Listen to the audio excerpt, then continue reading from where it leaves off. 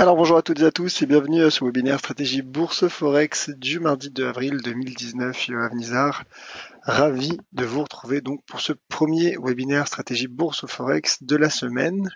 Je vous laisse prendre connaissance de l'avertissement légal sur les risques et ensuite donc je vous ferai part des configurations, des stratégies qui me paraissent intéressantes en ce jour et je reviendrai bien sûr sur les configurations qui ont été données hier lors du webinaire la stratégie de la semaine, notamment donc l'euro-yen. Mais d'abord, l'avertissement légal sur les risques. Le trading avec effet de levier amplifie toujours les gains et les pertes. Un compte risque limité présente un risque de perte du capital investi. L'investissement sur compte titre présente un risque de perte en capital. IG fournit exclusivement un service d'exécution d'ordre. Cette présentation est donnée à titre indicatif et ne saurait être considérée comme un conseil ou une recommandation. Voilà donc pour cet avertissement légal sur les risques. Lisez-le bien, c'est important. Je vous rappelle bien sûr que vous disposez du chat pour réagir et me poser toutes vos questions. D'ailleurs, voilà, quelques personnes viennent d'arriver sur le chat. Bonjour Raymond, bonjour Alexandre, bonjour Tony. En effet, merci pour la pression que vous m'avez donnée hier. Bonjour Patrick et donc bonjour à toutes et à tous. On va pouvoir débuter ce webinaire. Voilà donc pour cet avertissement légal sur les risques. N'hésitez pas donc à réagir sur le chat. Alors, en effet, quelques configurations qui me paraissent intéressantes.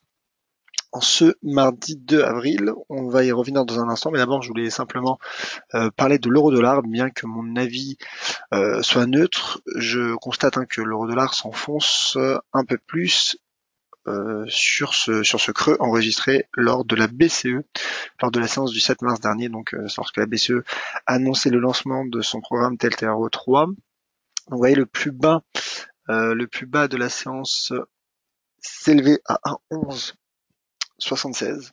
Donc le cours s'en rapproche, vous voyez, puisqu'il passe, il est passé sous 1,12, vous voyez. Donc le cours de l'euro-dollar est passé sous 1,12, il est passé sous ce support à 1,1215 également, bien évidemment. Et le momentum baissier le momentum reste orienté à la baisse, puisque vous voyez le RSI est en train de tester cette borne à 30.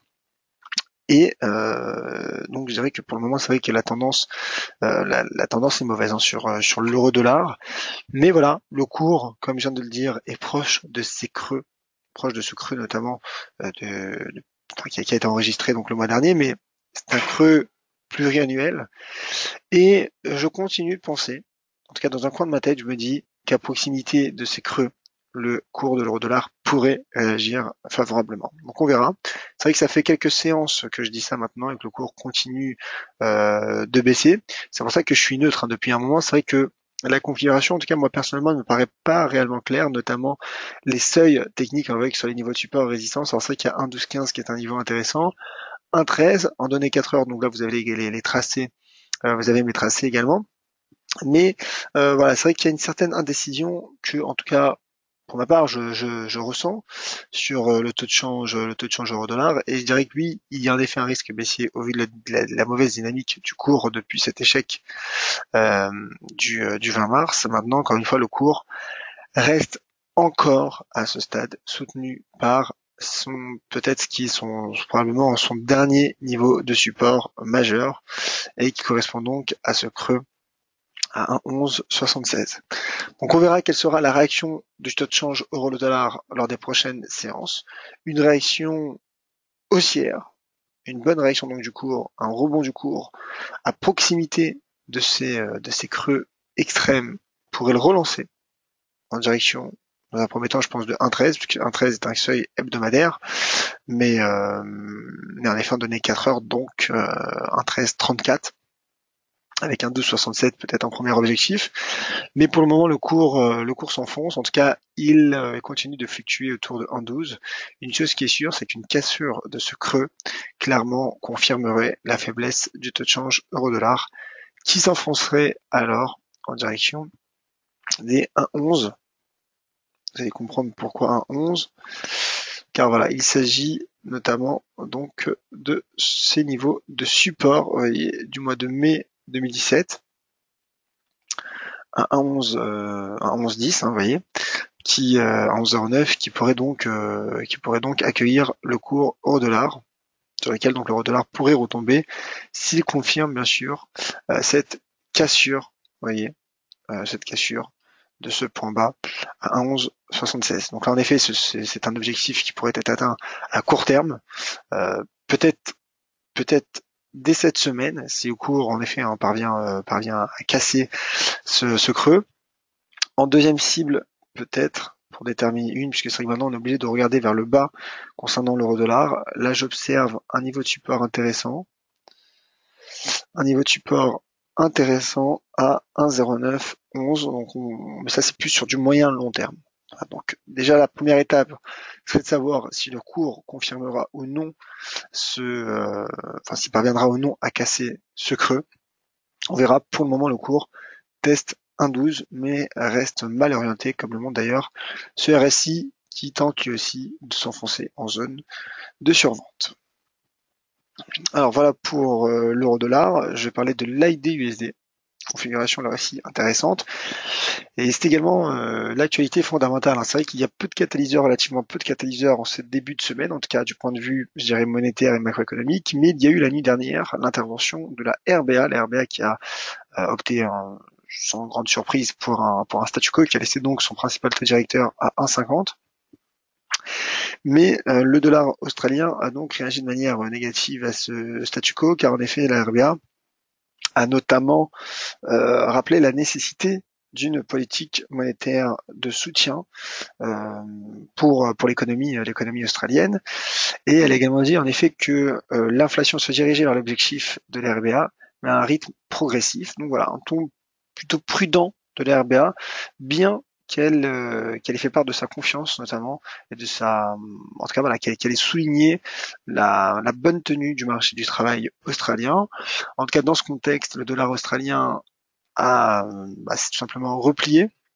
Il s'est replié, mis sous pression également par un dollar américain qui reste proche de ses sommets, qui rebondit. Vous voyez, malgré ce doji qui est apparu vendredi, le cours du DXY poursuit pour le moment sa progression, mais il poursuit sa progression, mais prudence, car là en effet le DXY, le site teste une résistance extrême à 97,70. Donc attention, là le DXY, c'est vrai qu'il lui reste encore une marge de progression, une petite marge de progression, mais je me dis en effet qu'un échec sous cette résistance serait plutôt plausible du point de vue de l'analyse technique. En tout cas, tout ça pour dire que l'AUD USD s'est replié, mais n'a pas cassé, et ça c'est important, malgré ce recul de l'AUD USD qui l'empêche finalement de rebondir, n'a pas cassé cette zone de support, composée donc de ce niveau hebdomadaire à 0,7038 et de ce seuil, vous voyez, de ce support journalier à 0,7017. Mais l'AUD USD est également soutenu par une oblique haussière qui part de ce creux du 2 janvier, suite au flash crash. Donc finalement, tendance plutôt atone sur l'AUD USD, mais qui ne casse pas ces niveaux de support. Et donc sur cette zone de support, je me dis que techniquement, un rebond pourrait prendre forme. D'autant plus que le dollar américain se rapproche, commence à s'approcher de cette résistance majeure, de ces sommets majeurs à 97,70, en tout cas pour l'indice DXY. Et donc, je me dis en effet qu'un rebond de l'AUD USD pourrait prendre forme, et le cas échéant, donc l'AUD USD pourrait de nouveau s'orienter à court terme vers 0,72, qui cette fois-ci est un double niveau de résistance, si on peut l'appeler ainsi, car il s'agit d'une part de ce sommet, vous voyez, et d'autre part du croisement entre ce sommet et cette droite de tendance baissière qui part de ce sommet du 6 juin. Donc c'est vrai que pour du court terme, je pense que l'AUD USD pourrait réagir car il n'a pas cassé ce niveau cette zone de support malgré le fait que le dollar australien ait été vendu suite au statu quo de la RBA.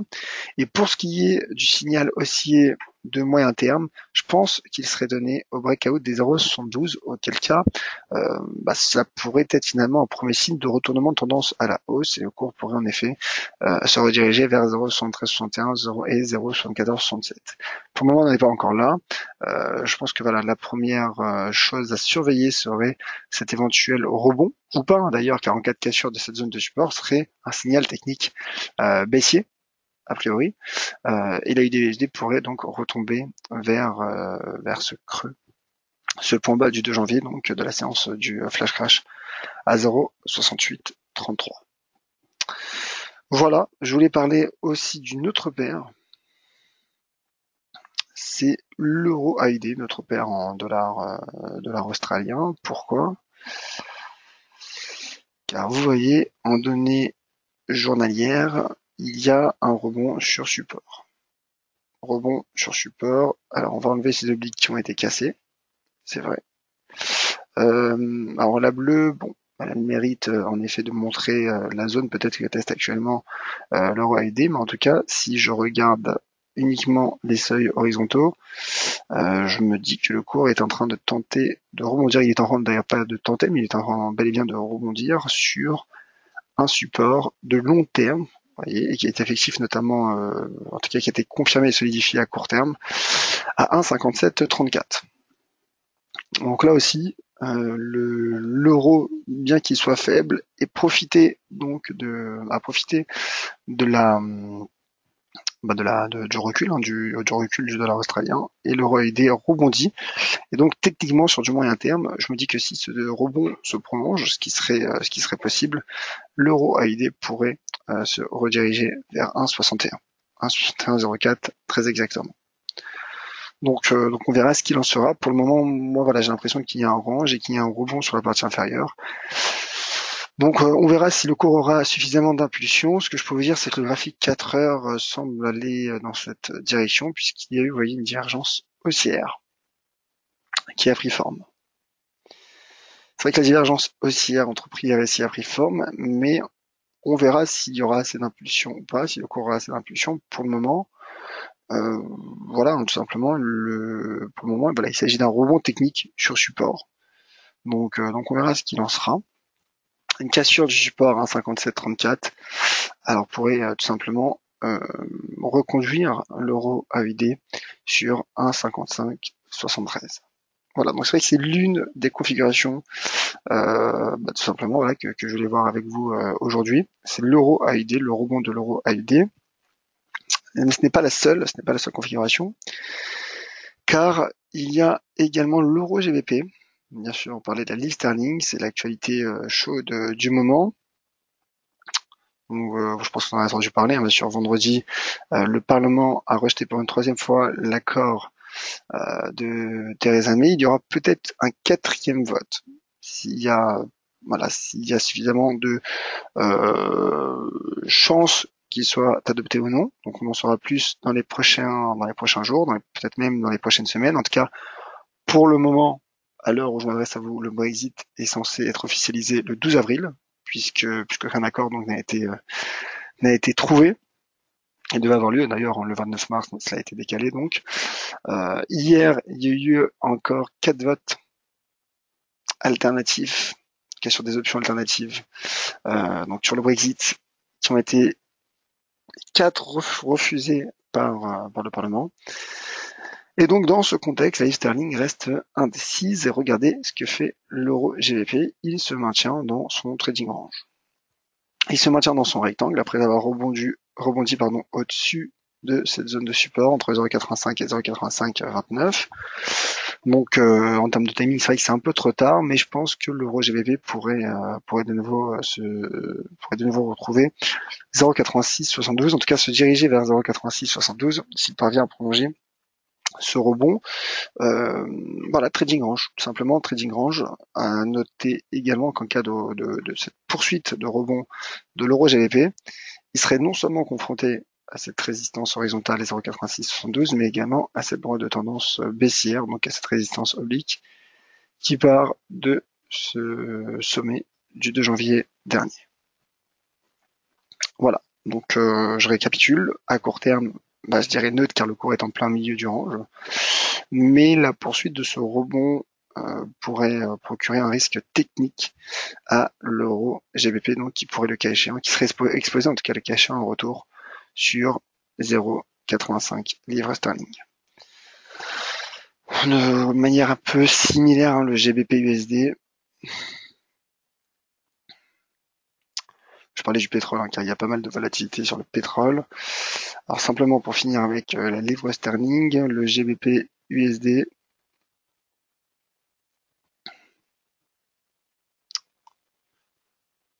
Voilà. donc qui lui aussi parvient à se stabiliser sur 1,30, qui peine à rebondir, affecté notamment par la bonne tenue du dollar américain, on l'a vu, hein, qui progresse donc vers ses sommets, sommets majeurs. Mais voilà, donc là pour le moment le cours en tout cas se maintient aussi dans un range entre 1,30 et cette zone de résistance entre 1,3318 et 1,3350. Voilà. Donc pas grand chose à ajouter. Le signal baissier, je pense qu'il serait donné en cas de cassure de 1,30. Et le signal haussier serait donné, je pense, en cas de franchissement donc de cette zone de résistance. Entre temps, en effet, le cours pourrait rebondir vers cette résistance. Maintenant, on verra, car vous voyez, 1,30 reste sous pression. Donc attention à la rupture qui pourrait donc enfoncer le GBP/USD vers 1,27 $, 1,2697. Puisque je suis sur le GBP USD, je voulais simplement vous parler aussi du GBP NZD. J'en ai parlé brièvement la semaine passée, il me semble, mais simplement pour dire qu'il n'y a pas eu de franchissement. Je ne sais pas si vous vous souvenez, mais j'avais parlé de cette résistance à 1,9477. Il n'y a pas eu de franchissement, donc ça nous donne un range aussi, un range. Donc là, c'est vrai que le cours est en plein milieu du range aussi, mais voilà, prochaine résistance donc toujours à surveiller, la même, donc à 94,77. Car là aussi, en cas d'échec sous ce niveau, ça solidifierait un peu plus ce range, et le cours pourrait donc retomber sur 1,90. Pour le moment, on n'en est pas encore là, mais voilà. D'ailleurs, le cours qui est également soutenu par un support oblique, vous voyez, double support oblique. Et donc oui, en effet, hein, le cours là se situe en plein milieu du range, donc je peux pas dire grand-chose, en tout cas en tant qu'analyste. Je peux simplement dire que voilà, le prochain pivot pourrait être à 1,9477 et qu'en cas de franchissement, le cours se dirigerait, selon moi, évidemment, vers ce seuil d'inversion de polarité, très joli seuil d'inversion de polarité, 1,9864.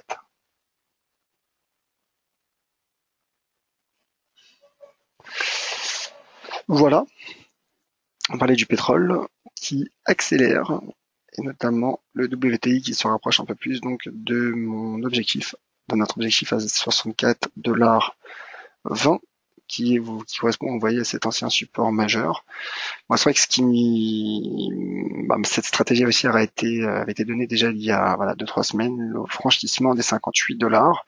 Le cours, alors c'est vrai que l'oblique haussière n'est pas parfaite, j'ai seulement 2 points de contact, le troisième qui est un peu distancé, mais ce qui m'a permis d'être un peu conforté dans cette stratégie haussière, c'est également ce pullback sur 58, donc ça c'était un peu plus un peu plus récent, c'était la semaine passée. Donc cela m'a confirmé un peu sur cette stratégie. Donc en effet, à ce stade, je maintiens bien évidemment ma stratégie haussière. Il est trop tard, je pense maintenant, pour donner une telle stratégie en termes de timing, puisque le cours se rapproche de cette résistance, et qu'en termes de gestion risque, cela ne serait pas bon. Mais voilà, simplement pour dire donc qu'il y a en effet une accélération du pétrole et le WTI donc qui s'oriente vers 64,20 $, de même que pour le Brent qui s'attaque aux 70 $. Alors je vais vous le montrer. Le Brent qui s'attaque aux 70. Donc là aussi, vous voyez le Brent, donc c'est vrai qu'il est orienté à la hausse. Il est soutenu, lui, pour le coup, par aussi une droite de tendance haussière. Mais voilà, il est sous résistance. Il est sous résistance. Donc concernant le Brent, je pense que ce qui relancerait le potentiel du cours, ce serait du prix du baril, ce serait donc un franchissement des 70, auquel cas ma prochaine cible se situerait à 75,35 $. Les indices, je parlais des indices américains, du Dow Jones notamment, qui fait pression lui aussi sur cette résistance à 26 220, donc on est proche d'un breakout, en tout cas vraisemblablement. S'il se confirme ce breakout, cela me permettrait d'envisager un retour du Dow Jones sous ce sommet à 26 952 points. D'ailleurs, regardez le S&P 500 qui lui aussi est en train de franchir donc cet ancien support devenu résistance à 2862 points. Et je pense en effet que, soutenu notamment par une droite de tendance haussière, hein, le S&P pourrait atteindre lui aussi ses sommets à 2940 points. Voilà, avant de passer aux éventuelles questions, je vois que l'heure avance, je voulais simplement dire un mot sur le CAC qui est parvenu à rebondir sur 5240 points, donc qui a écarté donc cette épaule tête-épaule, qui n'a donc bien évidemment pas été validée, et qui teste donc maintenant cette résistance, vous voyez, ce seuil d'inversion de polarité à 5450 points. Et donc là aussi, en attente de signal, alors est-ce que le cours est confronté à un risque baissier? Je dirais oui, un risque de rejet sous résistance. Maintenant attention car la tendance est quand même haussière, bien qu'en effet depuis le mois de mars elle est plutôt latérale. J'attendrai plutôt de voir comment réagira le cours, s'il échoue ou au contraire si peut-être il parvient à faire davantage pression. Regardez là, le RSI tente de pénétrer en zone de surachat, il tente de franchir la bande 70. Donc donner une stratégie baissière tout de suite serait son moment risqué. Pour ma part, je préférerais attendre un éventuel breakout haussier qui permettrait donc en tout cas qui relancerait sur le moment le CAC 40 en direction des 5545 points. Voilà donc pour ce tour d'horizon. On va regarder les questions. Une question de Tony justement sur l'euro-dollar. Est-ce qu'il y a une épaule, tête-épaule en données hebdomadaires? On va regarder ça.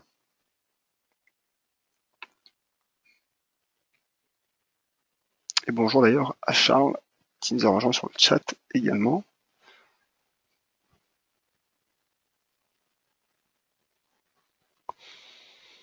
Alors voilà l'euro-dollar.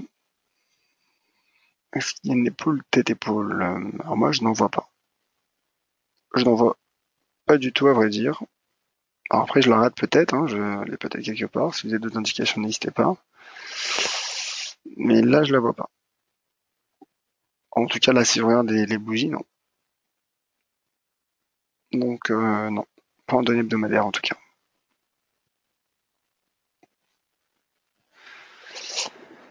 Je voulais simplement, donc avant de vous quitter, simplement parler du Bitcoin, car c'est vrai qu'il y a eu un bond du cours qui a bondi ce matin tôt. Donc je vais simplement regarder avec vous les points techniques. D'ailleurs, vous voyez qu'il a rebondi.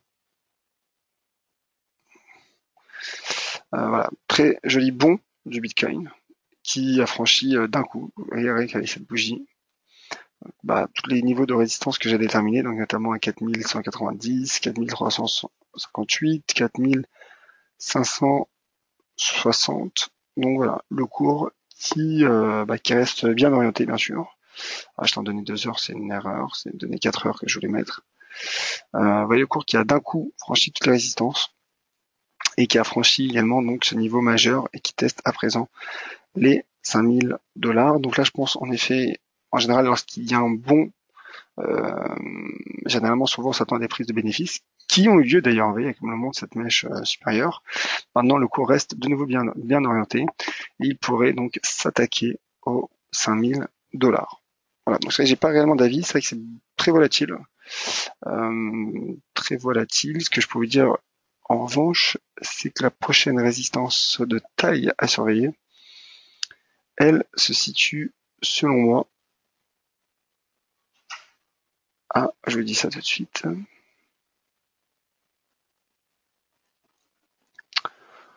Voilà, 5932. Mais encore une fois, hein, je pense que bon ça c'est une résistance de long terme, donc il reste encore beaucoup de marge au Bitcoin, dont d'ailleurs le RSI en données journalières a quasiment pulvérisé un peu cette borne 70. Mais voilà, le seuil psychologique, prochaine résistance psychologique, je pense que là en effet elle se situe à 5000 $, donc on verra ce qu'il en sera. En tout cas là il y a eu un important bond du cours du Bitcoin, ce qui montre un peu plus les incertitudes et la volatilité tout simplement qui sont présentes sur les cours des crypto-monnaies, notamment celui du Bitcoin. Et ben voilà, pas d'autres questions ni réactions sur le chat. Avant de vous laisser, je vous rappelle que vous retrouverez donc demain Valentin Enfant comme chaque matin à 9 heures pour son point de marché boursier. Pour ma part, donc, on se retrouvera demain à 13 heures pour voir, pour assurer un suivi des stratégies qui ont été données tout au long de ce début de semaine. J'ai pas parlé de l'euro yen d'ailleurs, je vais revenir rapidement simplement pour dire que l'euro yen reste toujours soutenu par son niveau de support. Il s'agissait en effet de la stratégie de la semaine que j'ai donné donc hier. Pour l'heure, donc tant qu'il n'y a pas de cassure, vous voyez, de ce niveau de support, de cette zone de support, je continue de croire au potentiel de rebond de l'euro yen sous cette oblique baissière, et donc sous les 126,50. Donc on verra si demain le cours se rapprochera ou non de mon objectif. On parlera bien sûr de l'euro-dollar, voir ce qu'il en sera. Le dollar est proche de sa résistance majeure. On verra s'il commencera à se replier ou non. Et bien sûr, on fera un point sur le pétrole et sur Wall Street pour voir s'ils parviennent à prolonger leur avancée. Soyez prudents bien sûr sur les marchés. À tout de suite sur Twitter, @yoavinizar, et à demain à 13 heures sur ce même lien d'inscription. Je vous attends bien évidemment nombreux. Merci.